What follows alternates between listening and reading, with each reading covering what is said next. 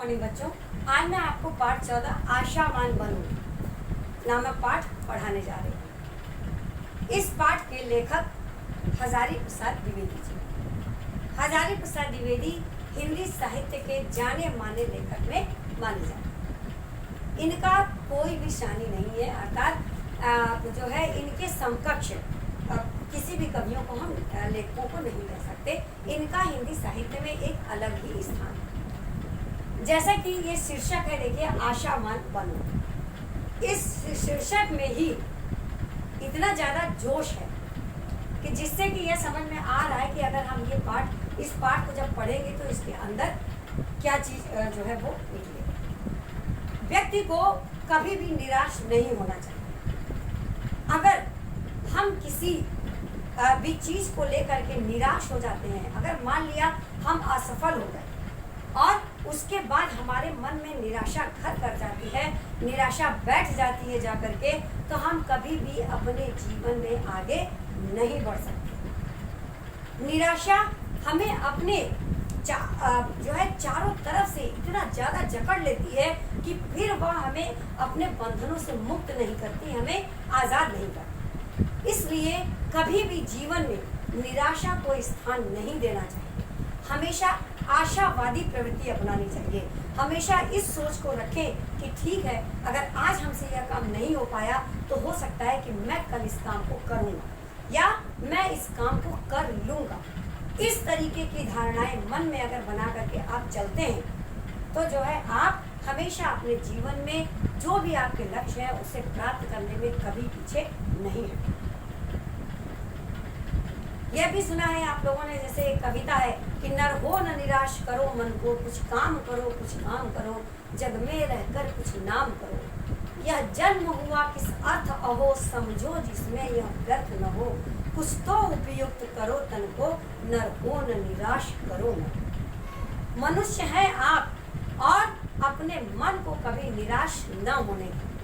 बहुत ही अच्छा यह पाठ है जिसमें हजारी प्रसाद द्विवेदी ने निराश न हो टॉपिक न लिख कर, शीर्षक न लिख करके आशावान बनो शीर्षक लिखा है कि हमेशा व्यक्ति को आशा भरी निगाहों से देखना चाहिए। हमेशा आशा उम्मीद को का दामन जो है वह कभी भी नहीं छोड़ना चाहिए। जो भी मनुष्य निराश हुआ, घोर अंधकार में डूबा, फिर उसके लिए सूर्य की किरणें, चमकते हुए सूर्य भी उसका कुछ भी नहीं जो बना पाए, क्योंकि वह निराशा के इतने घोर अंधकार में डूबा हुआ है कि फिर उसे कोई भी व्यक्ति उस अंधकार से निकाल नहीं सकता। मेरा मन कभी कभी बैठ जाता है। समाचार पत्रों में ठगी, डकैती, चोरी, तस्करी और भ्रष्टाचार के समाचार भरे रहते हैं। आरोप प्रत्यारोप का कुछ ऐसा वातावरण बन गया है कि लगता है देश में कोई ईमानदार आदमी ही नहीं रहा है। हर व्यक्ति संदेह की दृष्टि से देखा जा रहा है। जो जितने ही ऊंचे पद पर हैं उनमें उतने ही अधिक दोष दिखाए जा रहे हैं। एक बहुत बड़े आदमी ने मुझसे कहा था कि इस समय सुखी वही है जो कुछ नहीं करता। जो कुछ भी करेगा उसमें लोग दोष खोजने लगेंगे, उसके सारे गुण भुला दिए जाएंगे और दोषों को बढ़ा चढ़ा कर दिखाया जाने लगेगा। बहुत ही अच्छा पाठ है। ध्यान से इस पाठ को सुनिए और समझने का प्रयत्न करिए। यह सब जो है जीवन को हमेशा आगे बढ़ाने के लिए होते हैं। दोष किसमें नहीं होते? यही कारण है कि हर आदमी दोषी अधिक दिख रहा है, गुणी कम या बिल्कुल ही नहीं। स्थिति अगर ऐसी है तो चिंता का विषय है। हर इंसान की ये प्रवृत्ति होती है या आदत होती है कि वह लोगों की अच्छाइयों को कम और उसकी बुराइयों को ज्यादा देखता है। वह उसके भीतर उसके गुणों को नहीं ढूंढता, वह उसके भीतर उसके दोषों को पहले ढूंढता है। वह यह चाहता है, समाज में रहने वाला हर व्यक्ति यह चाहता है कि किसी भी व्यक्ति के अंदर एक ऐसी कमी दिख जाए, एक ऐसा दोष दिख जाए जिसे हम लोगों के सामने उजागर कर सकें और उसके गुण जो हैं वो ढक जाएं। आजकल सभी समाचार पत्रों में हर जगह टीवी में अगर आप न्यूज़ सुन रहे हैं, समाचार सुन रहे हैं, कहीं भी इतनी घटनाएं हो रही हैं, हमेशा जो है वह चोरी, डकैती, तस्करी, अपहरण, रेप, इन सब मामलों के केस जो है ज़्यादा आ रहे हैं, जिससे कभी कभी यह लगने लगा है कि इस समाज में किसकी संख्या ज़्यादा है, ईमानदार अच्छे व्यक्तियों की या अपराधी प्रवृत्ति की। यह सोचकर मन कभी कभी जो है वह चिंताग्रस्त हो जाता है। जो कोई उच्च पद पर विराजमान है तो निम्न उससे छोटे लोग जो उससे ईर्ष्या करते हैं, द्वेष करते हैं, वह उसके अंदर गुणों को न ढूंढकर उसके दोषों को उछालते हैं। वह यह नहीं देखते कि उसने 75 काम जो है वो अच्छे किए हैं, वह उनके 75 कामों को भुला देना चाहता है और बाकी अन्य जो बचे हैं तो उन कामों को जो है वह उछालता है। पहले आप ये देखिए कि गुण क्या है और दोष क्या है। हम किसी के दोष को निर्धारित करने वाले नहीं हैं, हम किसी के गुणों को निर्धारण करने वाले नहीं हैं। होना क्या चाहिए कि व्यक्ति के अंदर जो अच्छाई है, पहले उसकी अच्छाई को स्वीकार करो, बाद में उसकी बुराइयों को ढूंढो। लेकिन हम सर्वप्रथम, हम इंसानों की यह प्रवृत्ति है कि हम सर्वप्रथम लोगों के दोषों को देखते हैं, उनके अवगुणों को मापते हैं, ना कि उनके गुणों का आंकलन करते हैं। यह संसार है, ईश्वर ने जिसे बनाया है, हम सब लोगों में कोई न कोई दोष है, कोई भी सर्वगुण संपन्न नहीं है। अगर हम सर्वगुण संपन्न हो जाएं तो हम ईश्वर की जो है स्थिति में आ जाएंगे। फिर भी गलतियां तो सभी से ही हो जाती हैं। इस संसार में जो है दोष ही दोष है, लेकिन उससे कहीं ज्यादा गुण है। फिर भी हम दोषों को अधिक महत्ता देते हैं और गुणों को कम। आगे देखिए, क्या यही भारतवर्ष है जिसका सपना तिलक और गांधी ने देखा था? रविन्द्रनाथ ठाकुर और मदन मोहन मालवीय का महान संस्कृति सभ्य भारतवर्ष किस अतीत के गह्वर में डूब गया? आर्य और द्रविड़, हिंदू और मुसलमान, यूरोपीय और भारतीय आदर्शों की मिलन भूमि मानव महासमुद्र क्या सूख ही गया है?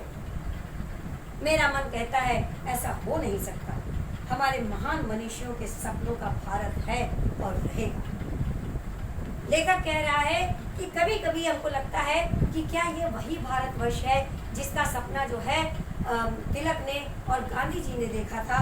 रविन्द्रनाथ ठाकुर और मदन मोहन मालवीय, जिन्होंने यहाँ की संस्कृति और सभ्यता को अपनाया है और संस्कृति और सभ्यता का विस्तार किया है, वह कौन से गह्वर गुफा में, कौन से गुफा में जाकर के वह कैद हो चुकी है, बंद हो चुकी है। आर्य और द्रविड़, हिंदू और मुसलमान, यूरोपीय और भारतीय आदर्शों की मिलन भूमि मानव महासमुद्र क्या सूख गया है?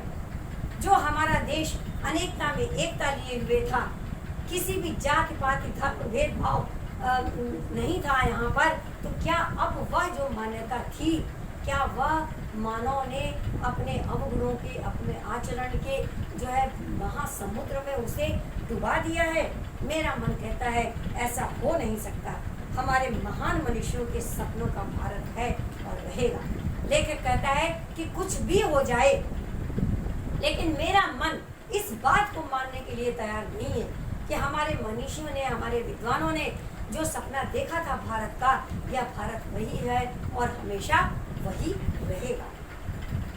यह सही है कि इन दिनों ऐसा माहौल बना है कि ईमानदारी से मेहनत करके जीविका चलाने वाले निरीह और भोले भाले श्रमजीवी पिस रहे हैं और झूठ तथा फरेब का रोजगार करने वाले फूल फल रहे हैं। यह बात सही है कि आज के इस युग में जितने झूठे हैं, धोखेबाज हैं, फरेबी हैं, वे जो है बहुत पैसा कमा कर रख लेते हैं और बड़े ही जो है अच्छी जिंदगी बिता रहे हैं। लेकिन जितने ईमानदार हैं, जितने सच्चाई के पथ पर चलने वाले हैं, उतने ही व्यक्ति जो है संघर्षों में अपना जीवन व्यतीत कर रहे हैं। 2 वक्त की रोटी भी उनके लिए नसीब नहीं होती, उनके बच्चे भूखे नंगे जो है वो घूमते रहते हैं। ये सच है कि आज के युग में बेईमान लोग ही फल फूल रहे हैं। ईमानदारी को मूर्खता का पर्याय समझा जाने लगा है। अगर इस समाज में कोई व्यक्ति बहुत ही ईमानदार है तो उसे लोग मूर्ख कहकर संबोधित करने लगे हैं। ऐसा कहा जाने लगा है, अरे मारो, ये तो ईमानदार नहीं, ये तो मूर्ख है।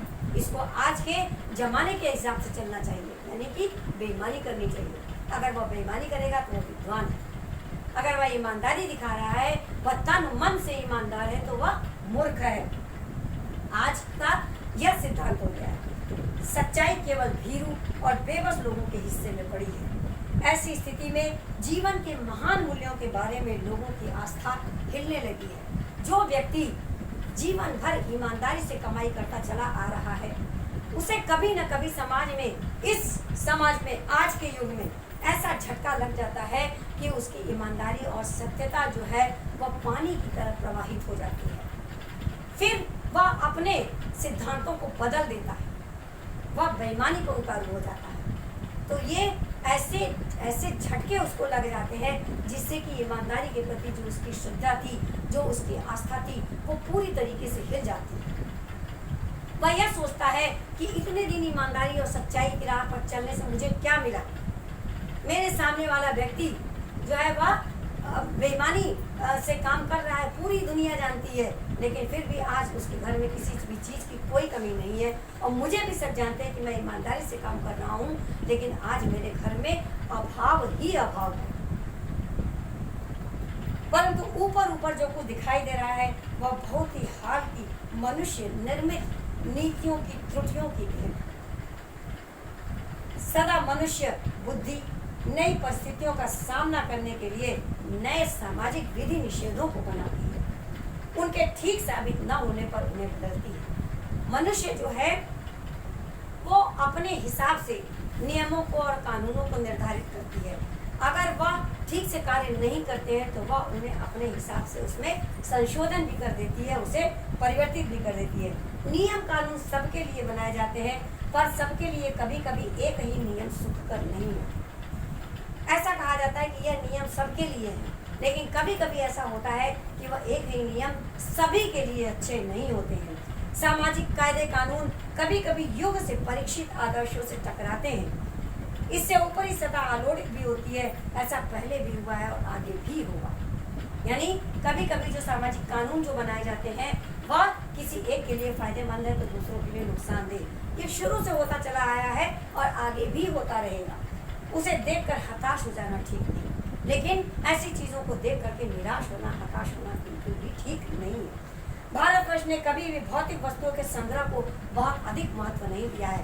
भारतवर्ष के लोगों ने कभी भी यह नहीं सोचा कि उसके पास सारी चीज़ें होनी चाहिए। वह उसका इकट्ठा करने के लिए कभी नहीं परेशान होता। उसकी दृष्टि से मनुष्य के भीतर जो महान आंतरिक तत्व स्थिर भाव से बैठा हुआ है वही चरम और परम है। ऐसा कहा जाता है कि सबकी आत्मा में ईश्वर विराजमान है। वही जो चरम तत्व है, वही जो परम तत्व है, उसी को मनुष्य अपना सब कुछ मानता है। लोभ, मोह, काम, क्रोध आदि विकार मनुष्य में स्वाभाविक रूप से विद्यमान रहते हैं। अगर हम मनुष्य हैं तो लोभ, मोह, क्रोध, मात्सर्य ये सब सारी चीजें हमारे रूप में, हमारे भीतर तो वो स्वाभाविक रूप से हैं, पर उन्हें प्रधान शक्ति मान लेना और मन तथा बुद्धि को उन्हीं के इशारों पर छोड़ देना निकृष्ट आचरण। ऐसा कहा जाता है कि लोभ, मोह, मद, क्रोध, मात्सर्य ये सभी के अंदर है, लेकिन इन्हीं गुणों को प्रकाशित करना और इन्हीं गुणों पर अपने बुद्धि और मन को छोड़ देना, यह जो है आचरण बहुत ही गंदा है, बहुत ही खराब है। भारतवर्ष ने उन्हें कभी भी उचित नहीं माना। उन्हें सदा संयम के बंधन से बांध कर रखने का प्रयत्न किया है, परंतु भूख की उपेक्षा नहीं की जा सकती, बीमार के लिए दवा की उपेक्षा नहीं की जा सकती, गुमराह को ठीक रास्ते पर ले जाने की उपेक्षा नहीं की जा सकती। यह ठीक है कि हम लोग इन सब चीज़ों को नहीं मानते, लेकिन फिर भी अगर हम भूखे हैं तो हमें भोजन की आवश्यकता है, अगर बीमार हैं तो दवा की आवश्यकता है, अगर कोई व्यक्ति पथभ्रष्ट हो चुका है तो उसे सही राह पर लाने की आवश्यकता है। ये तो आवश्यकताएं हैं, इनसे हम कैसे मुंह मोड़ सकते हैं? इसके लिए तो हमारे पास कुछ आर्थिक स्थिति हमारी मजबूत होनी चाहिए। जो ईमानदारी के रास्ते पर चलकर जो है लोगों के लिए कमाना बड़ा मुश्किल है, और ये बेईमानी पड़ा 2-3 दिन में आप जो है झोपड़ी से महल तैयार हो जाए आपका, अगर आप बेईमानी के रास्ते पर उतर आए। और लेकिन जब आप पकड़े गए तब आपकी क्या स्थिति होगी इसका भी अंदाजा आप लगा सकते हैं। हुआ यह कि इस देश के कोटि दरिद्र जनों की हीन अवस्था को दूर करने के लिए ऐसे अनेक कायदे कानून बनाए गए हैं जो कृषि, उद्योग, वाणिज्य, शिक्षा और स्वास्थ्य की स्थिति को अधिक उन्नत और सुचारू बनाने के लक्ष्य से प्रेरित हैं। परंतु जिन लोगों को इन कार्यों में लगना है उनका मन सब समय पवित्र नहीं होता। प्रायः वे ही लक्ष्य को भूल जाते हैं और अपनी ही सुख सुविधा का ज्यादा ध्यान देने लगते हैं। जो लोग इस क्षेत्र में काम करते हैं यह जरूरी नहीं कि उनका मन हमेशा ही पवित्र हो। कभी कभी कई ढेर सारी चीजों को देख करके उनके मन में जो लालच के भाव आ जाते हैं वह उन्हें तुरंत जो है गर्त में गिराते हैं। तब वह दूसरों की सुख सुविधाओं को छोड़कर अपनी सुख सुविधाओं के बारे में सोचने लगते हैं। व्यक्ति का चित्त सब समय आदर्शों द्वारा संचालित नहीं होता। जितने बड़े पैमाने पर इन क्षेत्रों में मनुष्य की उन्नति के विधान बनाए गए हैं, इतनी मात्रा में लोग मोह जैसे विकार में विस्तृत होते गए। लक्ष्य की बात भूल गए, आदर्शों को मजाक का विषय बनाया गया और संयम को दकियानूसी मान लिया गया। अगर लोग आदर्शों को लेकर चलते हैं तो लोग कहते हैं अरे हटाओ, बड़ा आदर्शवादी बनता है, ये सब धर्म और उनकी बातें सब दकियानूसी है, सब बेकार की बातें हैं। परिणाम जो होना था वह हो रहा है। वह कुछ थोड़े से लोगों के बढ़ते हुए क्षोभ का नतीजा है, परंतु इससे भारतवर्ष के पुराने आदर्श और भी अधिक स्पष्ट रूप से महान और उपयोगी दिखाई देने लगते हैं। ये सब चीजें होते हुए भी जो हमारे प्राचीन आदर्श हैं वह और भी स्पष्ट रूप से हमें दिखाई देने लगते हैं। भारतवर्ष सदा कानून को धर्म के रूप में देखता आ रहा है। आज यह एक कानून और धर्म में अंतर कर दिया गया है। धर्म को धोखा नहीं दिया जा सकता, कानून को दिया जा सकता है। यही कारण है कि जो लोग धर्म भीरू हैं यानी धर्म से डरने वाले, वे कानून की त्रुटियों से लाभ उठाने में संकोच नहीं करते। इस बात के पर्याप्त प्रमाण खोजे जा सकते हैं। समाज के ऊपरी वर्ग में चाहे जो होता रहा हो, भीतर भीतर भारतवर्ष अब भी यह अनुभव कर रहा है कि धर्म कानून से बड़ी चीज है। चाहे कोई कितना भी अपना सिद्धांत बदल ले, लेकिन फिर भी अंदर ही अंदर हम यह मानते हैं कि धर्म जो है वो कानून से बड़ा है। धर्म को बदला नहीं जा सकता। धर्म रथ है, धर्म संचालित होता रहता है। कानून हमने एक बार बना लिया तो उस कानून को हम बनाए रखते हैं और अपने हिसाब से उसको परिवर्तन करते हैं, लेकिन धर्म तो चलायमान है, उसे कहीं एक जगह बांध कर नहीं रखा जा सकता। आज भी वह मनुष्य से प्रेम करता है, महिलाओं का सम्मान करता है, झूठ और चोरी को गलत समझता है, दूसरे को पीड़ा पहुंचाने को पाप समझता है। हर आदमी अपने व्यक्तिगत जीवन में इस बात का अनुभव करता है।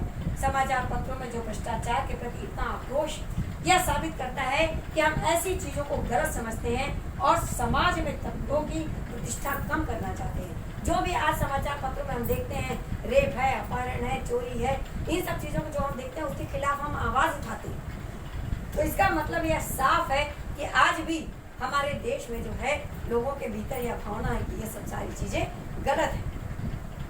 दोषों का पर्दाफाश करना बुरी बात नहीं, बुराई यह मालूम होती है कि किसी के आचरण के गलत पक्ष को उनका दोषों का पर्दाफाश करना कोई गलत बात नहीं, लेकिन किसी अच्छे व्यक्ति के जो है बुराइयों को आप अपने मन से आप उछाल रहे हैं, वह गलत बात है। अपने आप को सिद्ध करने के लिए आप किसी अच्छे व्यक्ति को जो कि जिनका आचरण पवित्र है, ऐसे लोगों के बारे में अगर आप बोल रहे हैं गलत, तो यह गलत होगा।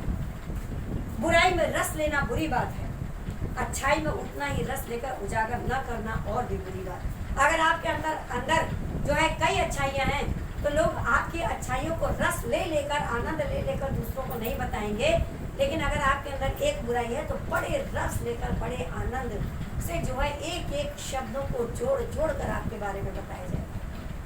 यह हमारी प्रवृत्ति है, यह मनुष्यों की प्रवृत्ति है। अच्छाइयों को बहुत जल्दी लोग भुला देते हैं और बुराइयों को बड़ा ही जो है शहद लगाकर उसे उछालते हैं। एक बार रेलवे स्टेशन पर टिकट लेते हुए गलती से मैंने 10 के बजाय 100 रुपए का नोट दे दिया। अब मैं जल्दी गाड़ी में आकर बैठ गया। थोड़ी देर में टिकट बाबू उन दिनों के सेकंड क्लास के डिब्बे में हर आदमी का चेहरा पहचानता हुआ उपस्थित हुआ। उसने मुझे पहचान लिया और बड़ी विनम्रता के साथ मेरे हाथ में 90 रुपए रख दिए। ये देखिए, ये है समाचार। यह बहुत गलती हो गई थी, आपने भी नहीं देखा और मैंने भी नहीं देखा। उसके चेहरे पर विचित्र संतोष की गरिमा थी। वह ईमानदार व्यक्ति था। उसने जब पैसे वापस कर दिए तब उसके ऊपर संतोष का भाव झलक रहा था कि चलो हमने ये गलत कार्य नहीं किया। कैसे कहूँ कि दुनिया से सच्चाई ईमानदारी लुप्त हो गई है। कैसे लेखक कहता है कि कैसे मैं इस बात को स्वीकार कर लूँ। वैसे अनेक अवांछित घटनाएं भी हुई हैं, परंतु एक घटना ठगी और वंचना को अनेक घटनाओं से शक्तिशाली है। एक बार मैं बस में यात्रा कर रहा था, मेरे साथ पत्नी और 3 बच्चे भी थे। बस में कुछ खराबी थी, रुक रुक कर चलती थी। गंतव्य से कोई 8 किलोमीटर पहले ही एक निर्जन सुनसान स्थान में बस ने जवाब दे दिया, यानी बस खराब हो गई। रात के कोई 10 बजे होंगे। बस में यात्री घबरा गए।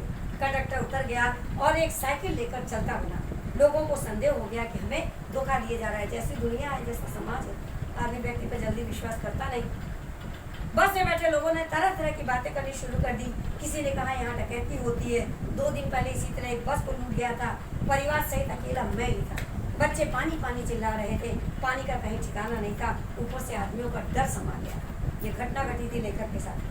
कुछ नौजवानों ने ड्राइवर को पकड़कर मारने पीटने का हिसाब बनाया। ड्राइवर के चेहरे पर हवाइयाँ उड़ने लगी। लोगों ने उसे पकड़ लिया।